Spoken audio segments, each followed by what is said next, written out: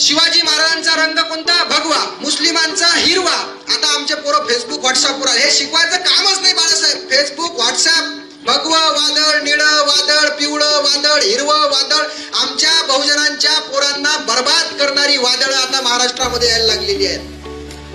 मग हिंदूंचा भगवा, बौद्धांचा निळा, मुस्लिमांचा हिरवा, धनगरांचा पिवळा, हे रंग आलेत कुठून? त्याच्या मागची भावना सुद्धा आपण समजून घेतले पाहिजे. भगवा रंग हा त्यागाचं प्रतीक आहे. शिवाजी महाराजांनी भगवा रंग घेतला, त्यागाचं, शौर्याचं प्रतीक म्हणून घेतलेला आहे. मोहम्मद पैगंबरांनी हिरवा रंग स्वीकारला, तो समृद्धीचा रंग आहे. डॉक्टर बाबासाहेब आंबेडकरांनी निळा रंग स्वीकारला, तो आकाशाचा रंग आहे की आकाशाप्रमाणे सगळ्यांना आपल्याला सामावून घेता आलं पाहिजे. या भावनेनं हे रंग निर्माण झालेले आहेत. पण आपली पोरं मात्र भगवा, निळा, हिरवा, पिवळा यामध्ये गुंतून पडलेले आहेत. महापुरुषांची विचारधारा आपण सगळ्यात अगोदर समजून घेतले पाहिजे.